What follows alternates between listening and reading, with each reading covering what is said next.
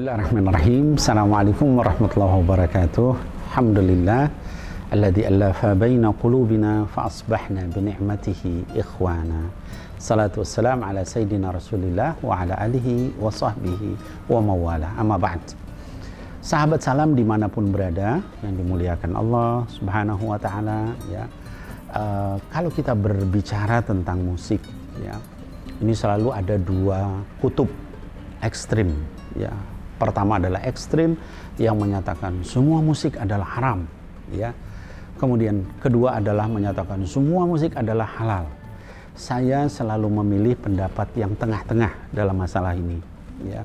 Saya nggak akan membahas yang mengharamkan seluruhannya atau menghalalkan seluruhannya, tapi saya akan membahas yang menghalalkan tapi dengan syarat. Jadi kelompok yang mengharamkan itu berdalil dengan ayat Quran, di antaranya surah Luqman yang menyatakan wa minan nasi may yashtari lahwal hadits liyudilla an sabilillah bighairi ilm. Jadi di antara manusia itu ada yang yashtari lahwal hadits, mengemukakan kata-kata yang melalaikan, ya. Liudil an sabilillah, tujuannya adalah untuk menyesatkan orang dari jalan Allah bighairi ilm, tanpa adanya ilmu, ya. Wala huda, tidak diberikan hidayah, dan seterusnya. Ayat di surah Luqman. Sebagian mereka menyatakan bahwa makna lahwal hadits di situ adalah musik, ya. Jadi musik itu dibuat manusia untuk supaya menjauhkan manusia yang lain dari jalan Allah Subhanahu wa taala.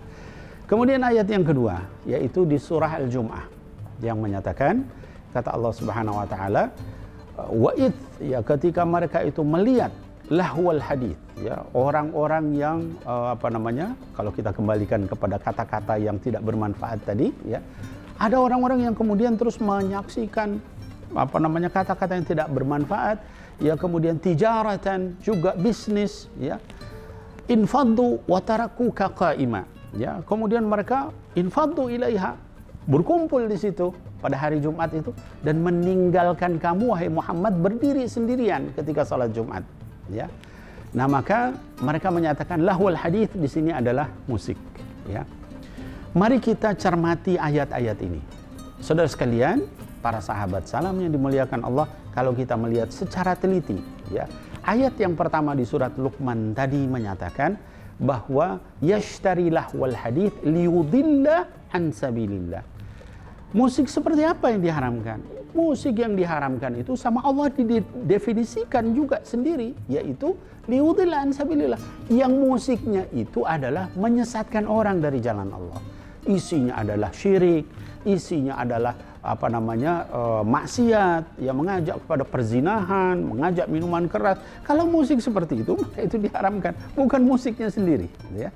Liyudilla an sabilillah bighairi ilm, ya. Jadi menyesatkan orang dari jalan Allah tanpa adanya ilmu. Kemudian yang kedua, ayat yang kedua di surah Al-Jum'ah tadi, ya, Allah Subhanahu wa taala menyebutkan bahwa ketika sholat Jumat maka ada orang-orang yang menyaksikan, mungkin di kita kalau sekarang pagelaran musik, begitu, ya. Pagelaran musik, lalu kemudian mereka melakukan bisnis sehingga wataraku qa'ima, lalu meninggalkan Rasulullah salat Jumat sendirian. Pertanyaannya adalah, kalau semua musik itu haram, berarti semua bisnis juga haram, ya. Karena ayat itu tergabung, bicara tentang orang yang menyaksikan musik, ya. Kemudian yang kedua bicara tentang melakukan bisnis. Apa semua bisnis haram? Tidak, jawabannya, ya. Bisnis mana yang haram? Bisnis yang membisniskan hal-hal yang dilarang, ya, kayak minuman keras, kayak apa-apa yang dilarang sama Allah Subhanahu wa taala. Bisnis seperti itu yang diharamkan. Begitupun musik, ya. Itu dalil-dalil di dalam Al-Quran.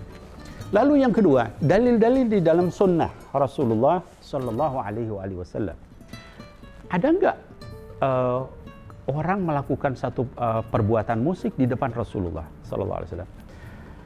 Sahabat salam yang dimuliakan Allah, dalam satu kesempatan di dalam hadis sahih diriwayatkan oleh Imam Bukhari dan Muslim di dalam sahih keduanya, dikatakan bahwa suatu ketika dakhala Abu Bakar, ya, dakhala Abu Bakar masuk ke rumahnya Rasulullah SAW, lalu melihat Sayyidatina Aisyah yang juga merupakan putri dari Abu Bakar As-Siddiq dan istri Rasulullah. Jadi Abu Bakar adalah mertuanya Rasulullah.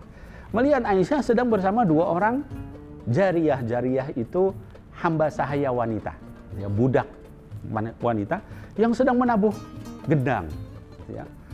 Lalu kemudian Abu Bakar marah luar biasa. Apakah berani melakukan perbuatan maksiat di rumah Rasulullah? Ya. Lalu Rasulullah membuka tirai, lalu berkata, "Da'huma ya Abu Bakar." Biarkan mereka berdua bermain seperti itu, wahai Abu Bakar. Inna likulli ummatin 'idan wa hada 'iduna. Ya. Setiap umat itu memiliki hari raya dan ini adalah hari raya kita. Artinya Pak Rasul memberikan toleransi, silakan main musik pada saat itu. Kenapa? Karena itu adalah hari raya, ya. Nah, sehingga kalau kita melihat di sini Rasul sallallahu alaihi wasallam itu memberikan keleluasaan dalam kesempatan tertentu. Hadis yang pertama. Kemudian hadis yang kedua, dalam satu kesempatan ya ada seorang sahabat, ini di masa sahabat, ya. Hadisnya juga sahih, ya, diriwayatkan oleh Imam Ahmad dan hadisnya sahih.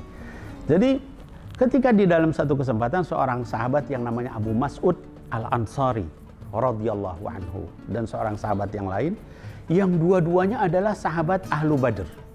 Sahabat Ahlu Badr artinya sahabat yang ikut perang Badar. Kalau kita melihat di masa Rasul, sahabat itu ada beberapa tingkat. Ya, Khulafaur Rasyidin itu yang paling tinggi. Yang kedua adalah Ahlu Badr yang ikut dalam perang Badar. Sahabat Abu Mas'ud Al-Ansari yang ikut perang Badar ini sedang menginikan ada beberapa hamba sahaya wanita yang main musik, ya. Lalu ada seorang sahabat lain yang masuk, "Wahai Abu Mas'ud Al-Ansari, kamu ini Ashabul Badr, ikut perang Badar. Kenapa mengadakan hal seperti ini?" gitu, ya. Dengarkan wanita-wanita hamba sahaya yang sedang bermain musik. Kata Abu Mas'ud Al-Ansari, kalau Anda mau ikut silahkan, Anda nggak ikut juga silahkan keluar. Ini adalah hari pernikahan dan kami diberikan rukhsah, keringanan untuk melakukan pagelaran seperti ini di dalam pernikahan kami. Yang pertama tadi hadis Bukhari wa Muslim bicara tentang Id.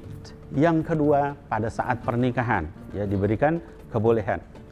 Lalu yang ketiga, sahabat salam yang dimuliakan Allah Subhanahu wa taala, yang dikatakan bahwa beberapa ulama membolehkan musik secara bebas, bukan hanya dua hal itu, bukan hanya dalam Idul Fitri, bukan juga dalam pernikahan.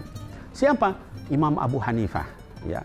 Imam Abu Hanifah membolehkan ya musik. Walaupun sahabat-sahabat Abu Hanifah itu sebagian besar mengharamkan musik, tapi Imam Abu Hanifah sendiri membolehkan. Imam Malik, ya, pemimpin mazhab Maliki, itu juga membolehkan, ya. Dan bahkan Abu Talib Al-Makki, salah seorang ulama ahli fikih, menyampaikan itu di kalangan sahabat biasa.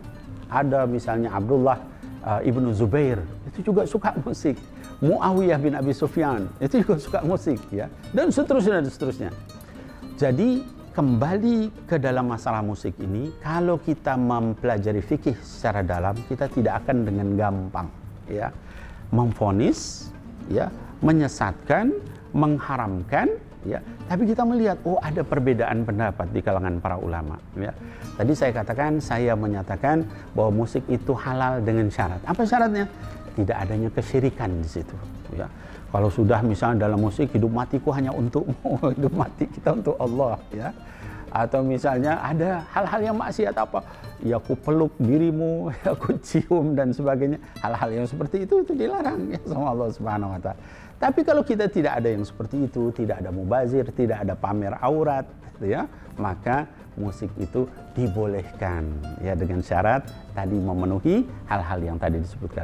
Jadi jangan kemudian kita dengan gampang memvonis orang lain hanya karena berbeda pendapat. Ya, sekali lagi, ketika kita belajar fikih, maka semakin dalam kita belajar fikih, sahabat salam yang dimuliakan Allah, kita akan semakin toleran dengan orang lain. Oh, ternyata ada yang begini, ada yang begitu. Saya memilih yang begini, tapi saya menghormati yang berbeda. Al-Imam Syafi'i rahimahullah yang menyebutkan, kata beliau, ra'yi shawab walakin yahtamilul khata' wa ra'yu ghairi khata' walakin yahtamilus shawab. Pendapat saya benar, tapi bisa jadi mengandung kesalahan. Pendapat orang selain saya salah, tapi bisa jadi mengandung kebenaran. Ketika kita selalu open mind, ya, maka kita akan banyak mendapatkan ilmu, ya. Dan sebaliknya, ketika kita bersikap kacamata kuda, ya, lalu kemudian bersikap keras, maka yang ada kita hanya akan menyakiti saudara kita sesama muslim. Demikian, wallahu a'lam bishawab. Assalamualaikum warahmatullahi wabarakatuh.